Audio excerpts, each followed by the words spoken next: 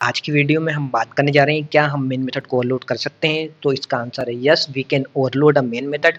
और इसके बारे में आगे चल के बात करेंगे कि कैसे ओवरलोडिंग होती है। सबसे पहले बात करते हैं कि ओवरलोडिंग का मतलब होता क्या है। So if we are having a same method name, like here I am taking an example main method, here is also written a main method and here also is written main method. So if we are having a same method name but different parameters,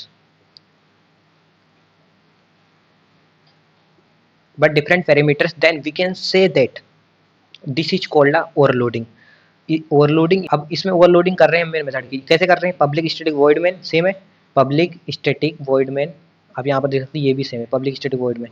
लेकिन हमको इन चीज़ों का ध्यान रखना है कि सिर्फ हम ये देखेंगे मेन के अंदर स्ट्रिंग स्क्वायर ब्रैकेट ARGS है, इसमें भी मेन के अंदर इंटीजर ARG1 है। सो ओवरलोडिंग हो रही है, इसका मतलब यही है ओवरलोडिंग हो रही है।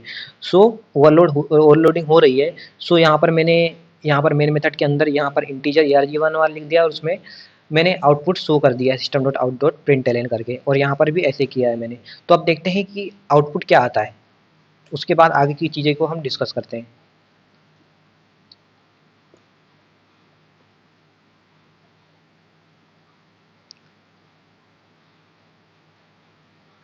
सो देख सकते हैं आउटपुट सेम आ रहा है।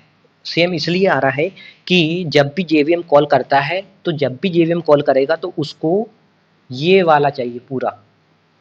जब भी कॉल करेगा तो वो सिंटेक्स देखेगा, सबसे पहले सिंटेक्स देखेगा और उसको मेन मेथड के आर्ग्यूमेंट में क्या चाहिए, स्ट्रिंग स्क्वायर ब्रैकेट ARG से ही चाहिए।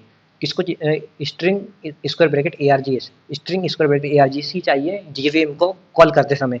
तो जब भी वो कॉल करेगा तो वो इस मेन मेथड को कॉल करेगा, ना कि ये दोनों मेन मेथड को।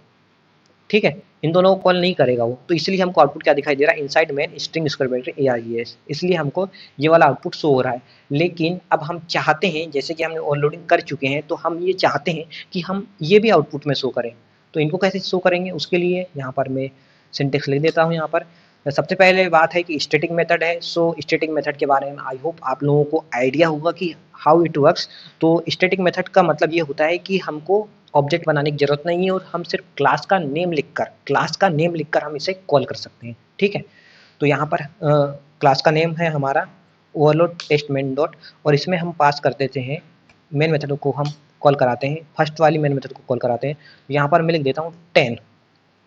ठीक है, तो देख लीजिएगा कि पहली वाली मेन मेथड कॉल हो जाएगी इनसाइड मेन इंटीजर ARG1 वाली, इनसाइड मेन इंटीजर ARG1 वाली कॉल हो गई है। अब हम चाहते हैं कि नीचे वाली मेथड भी कॉल हो, तो उसके लिए हम यहाँ पर बनाते हैं एक एरे।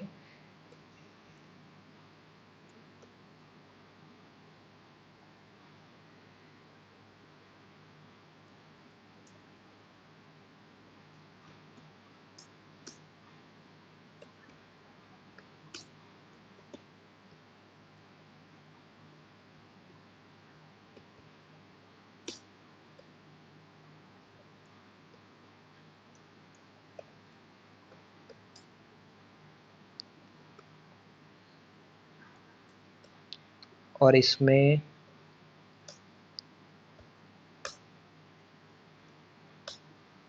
अब हमने ये वाली नीचे वाली मेन मेथड को भी कॉल करा दी है। तो अब देख लीजिएगा आउटपुट क्या आएगा। अब पूरी मेथड आनी चाहिए हमारी,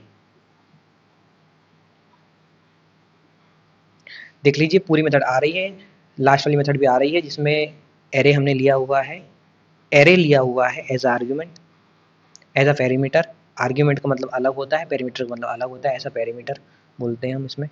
सो एरे, ये यहाँ से हम एरे पास कर रहे हैं एज आर्ग्यूमेंट, और यहाँ पर जो है इसमें जो है पेरीमीटर इसको एक्सेस कर ले रहा है। सो यहाँ पर जो है इनसाइड में इंटीजर एरे हमारे को आउटपुट में दिखाई दे रहा है। आई होप आप लोगों को क्लियर हो गया हो कि हम मेन मेथड को ओवरलोड कर सकते हैं, और ये भी क्लियर हो गया हो कैसे हम मेन मेथड को ओवरलोड कर पा रहे हैं। सो आई होप आप लोगों को ये वीडियो अच्छी लगी हो तो प्लीज़ लाइक कर दिया करें और नीचे कमेंट जरूर करें। Thank you.